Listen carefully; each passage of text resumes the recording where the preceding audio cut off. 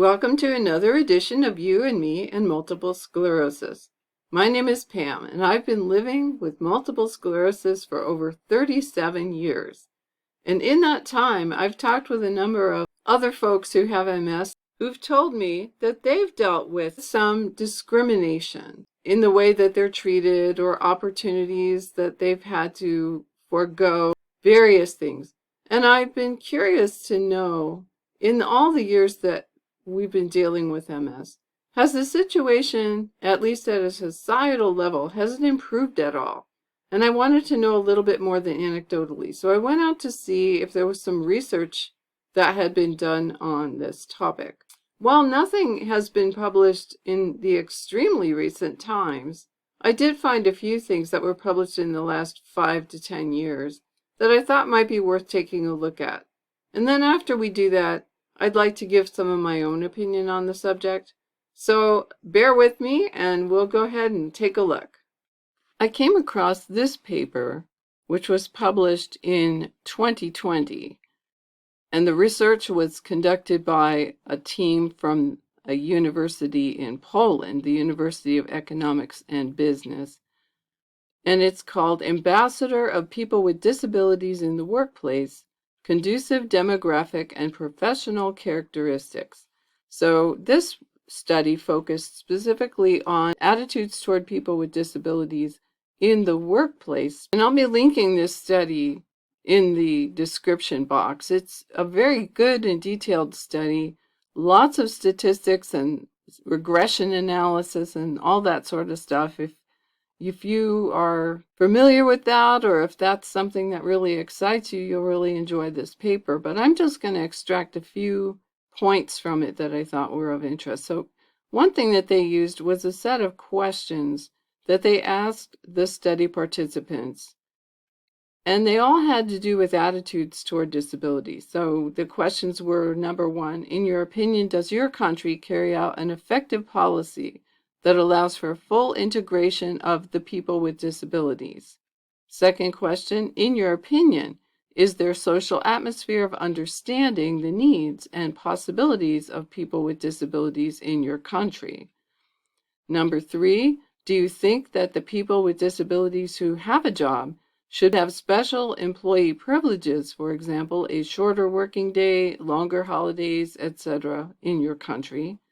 And then number four, how do you think employers in your country get sufficient knowledge on how to employ a person with disabilities and organize his or her work?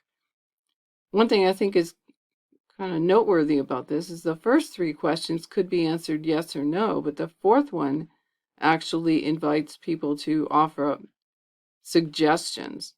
And I don't know how they factored that into the whole thing. But anyway, those are the questions that they asked all of the study participants.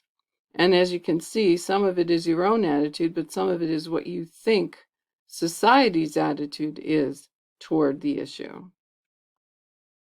And I won't spend a lot of time on this, but I just wanted you to see that they did have a table with the characteristics of the respondents to the survey so that you could get some idea of the age range, the gender distribution, places where they lived, at least the size of the places that they lived, etc.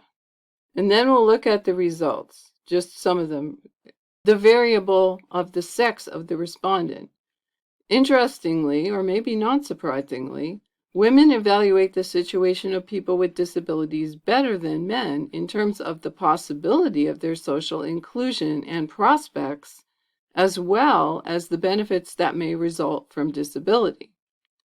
At the same time, they notice greater discrimination against people with disabilities and assess the overall situation in terms of inclusion policy, social atmosphere, and the preparation of employers for employing people with disabilities in a more negative way. That's kind of an interesting perspective because they're seeing there's a lot of potential for inclusion of people with disabilities in the workforce, but they're pretty dubious about actual performance of that are we really including people with disabilities in the workplace in an effective way? They don't seem to be very positive about that.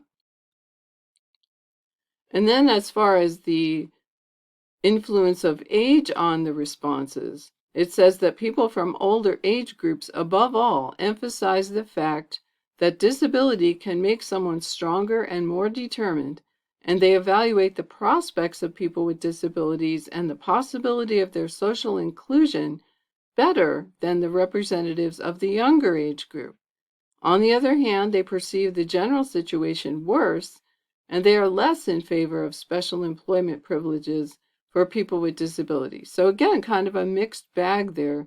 They themselves claim to be very positive about people with disabilities and their prospects and their possibilities. But in the reality, the rubber meeting the road, they don't seem quite so positive, I guess. They're at least not so optimistic about that. And the third category, place of residence, respondents' opinions, it says here, that as for the place of residence, respondents' opinions differed significantly for the three areas of the ADS scale in which the statements were negative. People who live in the countryside perceive the situation of people with disabilities in all those areas in a more positive way, just like the possibilities of social inclusion and prospects. They also notice the manifestation of discrimination to a lesser extent. And then on the variable of the knowledge of issues related to disability. So how knowledgeable is the respondent on issues related to disability?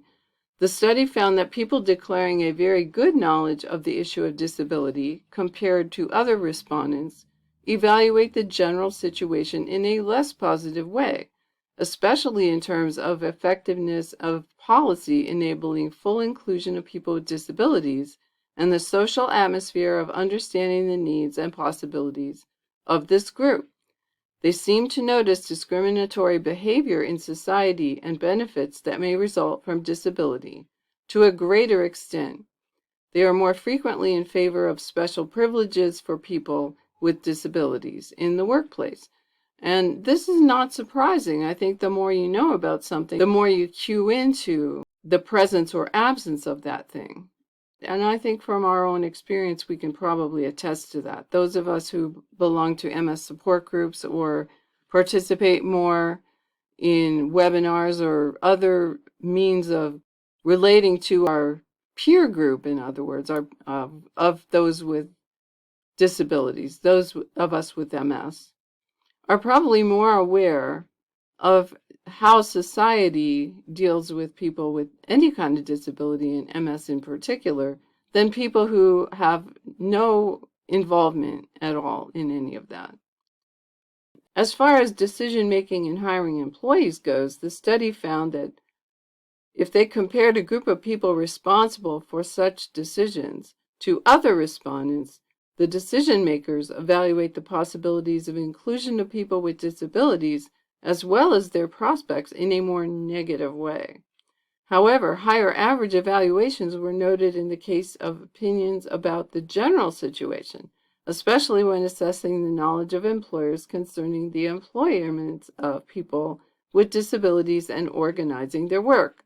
Okay, so that is saying that where the person individually is hesitant, okay, that's what I'm reading between the lines. The hiring manager is hesitant to actually hire someone with a disability, but they perceive that in general, the inclusion of people with disabilities in the workplace is generally positive, which is interesting, right? I mean, if it's to be, apparently it's not up to me. But interestingly, it says here that the employee privileges for people with disabilities, the decision makers notice such a need more frequently than other respondents. So whatever they're feeling about hiring someone with a disability, they do seem to acknowledge that there might need to be accommodations made so that that person can perform optimally. And then finally, experience and involvement in disability. I don't know that this is going to be very surprising because I think we just talked about this a second ago.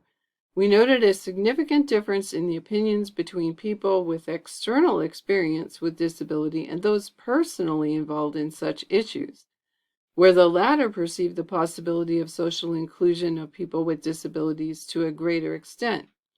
This group also emphasizes the issue of discrimination more explicitly than the other two groups. The benefits resulting from disability were assessed in a significantly less positive way by people who have no experience with disability compared to the rest of responses.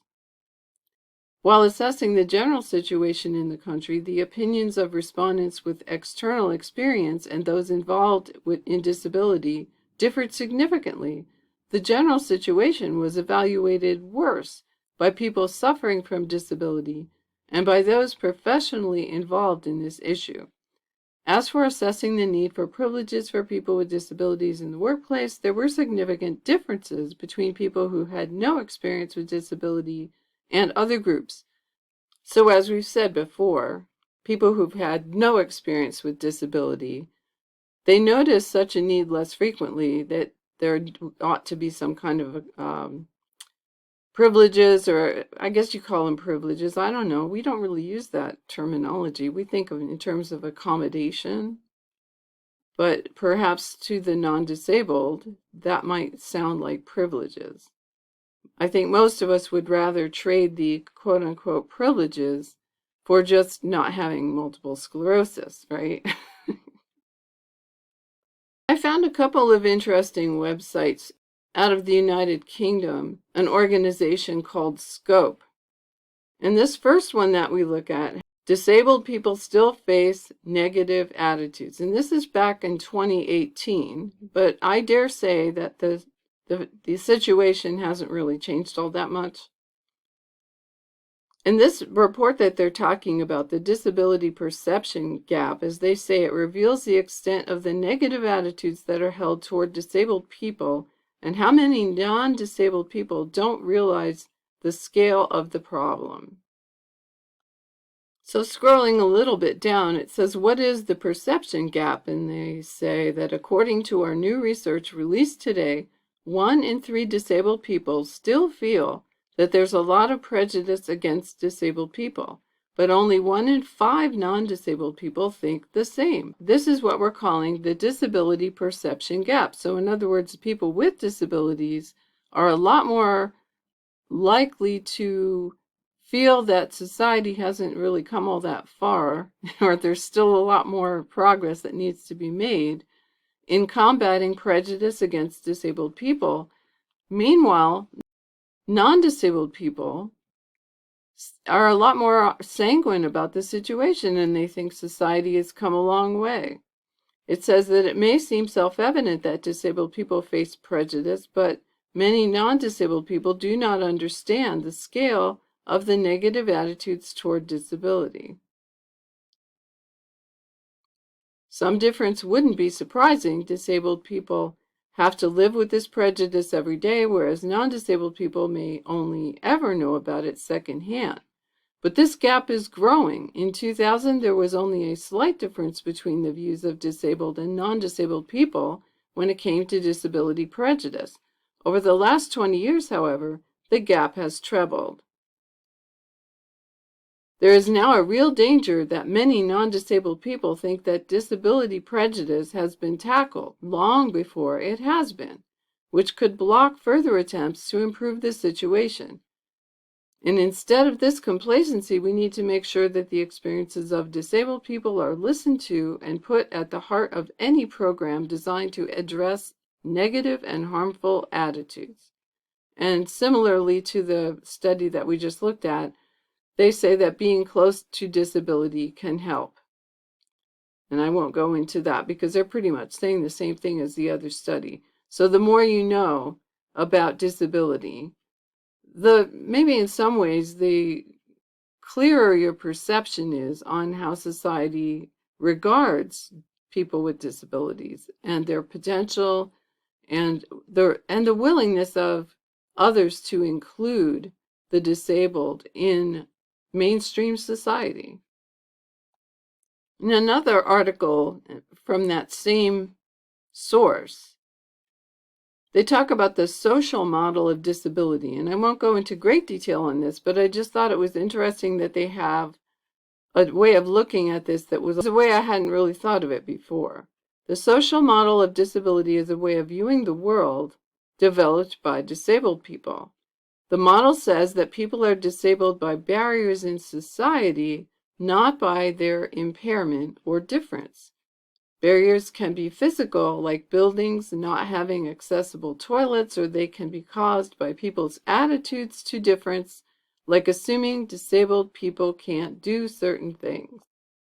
The social model helps us recognize barriers that make life harder for disabled people.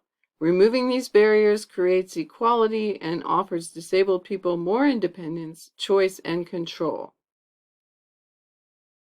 And the part that I thought was interesting is that they contrast this with the medical model of disability, which is the one that most folks are more familiar with. The medical model of disability says people are disabled by their impairments or differences. And the medical model looks at what is quote unquote wrong with the person, not what the person needs. We believe it creates low expectations and leads to people losing their independence, choice, and control in their lives. I don't know if I totally agree with that, actually. As I look at that, I'm not so sure that the medical model does all those things, especially in the modern day. I really don't know that. I think that it depends a lot on where in the medical system you enter and who you deal with and your own attitudes and expectations. The outcomes are really dependent on all those things as opposed to their one size fits all.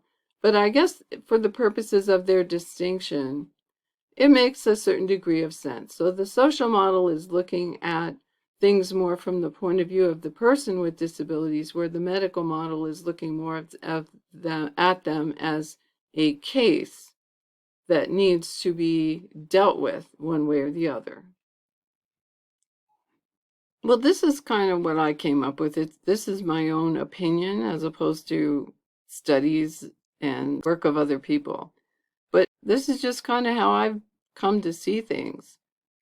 That really, it's the human condition to define what is normal and what is not normal, and to include what is normal and to exclude what is not normal. I'm not saying whether that's right or wrong, I'm just saying that that's a thing. So if we look at any given trait, it might be how tall someone is, how attractive someone is, how smart someone is, what color their skin is, how they dress. It could be any parameter that you choose. But this is always going to be in play. When people meet other people, they immediately start putting them in some kind of category where they're either going to be more likely to include them in their group or more likely to exclude them. And that's kind of on a continuum, right? Why don't we take multiple sclerosis as an example so that we can flesh this out a bit? In the very center of the scale down there at the bottom by the blue arrow is neutral. So I meet you, you have multiple sclerosis. It's evident to me that you have some disability, but I'm neutral about that. Now, I don't know that I've ever met anybody that's neutral about it, and I can't say that I've ever been neutral about meeting anybody. I don't really think that that's the human condition, but I put it on there because that's a possibility. But so if we start going towards the left, we see a gradation of more negative reactions or negative behaviors. It kind of proceeds through the ignore. So in other words, or maybe some of us have even experienced it. If you're in a wheelchair, people tend to look over you and talk to the person that's with you, that's maybe pushing your chair or that's just accompanying you. This can even happen in doctor's offices. I've had people tell me that. So that is one thing that can certainly have a negative effect on the person with the disability. And that it can even proceed past that to discrimination, to actual discrimination, where you take positive steps to exclude people. So a hiring manager who refuses to hire anyone who has multiple sclerosis. Now, there's all kinds of ways they can get away with not hiring you on grounds that are legal, as opposed to if they come right out and say, well, I'm not hiring them because they have multiple sclerosis. That would nowadays not pass muster with the laws of our country, but there are still ways of getting around that, and we all know that's true. Now then, if we look at the other side of things, as the arrow starts going more towards the right-hand side, there's everything ranging from the solicitous, so the people that are always asking us if they can be of help, asking us how we're feeling, volunteering to do things for us or with us. And a lot of that is sincere, but a lot of it is kind of the way someone is dealing with their own awkwardness in the situation, and they don't really know what to do or say, but they just feel like they need to do something, so they do something kind or generous or helpful. And I'm not going to be too rough on those folks, because I know I often find myself in similar situations where I'm tempted to do the same thing because I just don't really know what else to do. And then moving on towards the right, you can get to the point where you're actually a champion or an advocate for people with multiple sclerosis. You may not have the disability yourself, and you may not even be a caregiver or a family member of someone who has multiple sclerosis, but you speak positively about that every chance you get. And so there you go. That's the whole range of human reactions to anything that isn't normal. But as I say, normal is a social construct. And it really does somewhat depend, of course, on your circumstances, what you've experienced as you've grown up. The surrounding family, the surrounding community, what you see in social media or on television, it all influences what you consider normal. And I know from just how life has been for me that there are many ways, there are many vectors on which someone can be discriminated against, more towards that negative side, that really don't have anything to do with disability, but you just not like everybody else in some way. And those things don't always have to be quote unquote negative things. For example, you can be mocked and ostracized by your classmates for being smarter than them, or at least appearing smarter than them, to care about your grades, to always get A's, that kind of thing. That can really get you on the outs with everybody. Is being smart a bad thing? No, but the feeling is kind of the same. I remember having that happen where nobody wanted to be my friend really, or I never really trusted that they were my friend as opposed to just wanting a copy of my paper. It's the same kind of feeling that I think you get as someone with a disability, that you're wondering, okay, so what is your real motivation for being nice to me? It's a sad thing, but it is almost inevitable that we feel that way, that we question other people's motives. So I guess I'm thinking, give people a break. It is very difficult to figure out how to interact naturally with people until you get to know them well. I've come to find this as a useful model just for thinking about human behavior and how it's really pretty much natural to do this sort of thing, though, certainly those who find themselves on the exclude side of things don't enjoy it at all. People often act in ways that they themselves feel bad about, but perhaps they just don't know any other way to be. Well, all that should be food for thought, but I'm really curious. After all my presentation and my ruminations, what do you think? Are you of a different opinion? What do you think as far as society's acceptance of people with disabilities, MS in particular, but all kinds of disabilities? Do you feel like people are just getting more used to the idea that it's not that alien and strange anymore? Just as people have gotten used to seeing women in roles in the workplace that they hadn't in the past, do you think that people with disabilities are having an easier time just being part of society without feeling singled out or self-conscious? please do leave me a comment. If there's something that we need to be more aware of ourselves, it's useful too, right? It's not just the other people that have to be more aware. We have to be aware. So let's have a conversation about that. Leave me a comment. And you take good care of yourself, and I will see you again in my next video.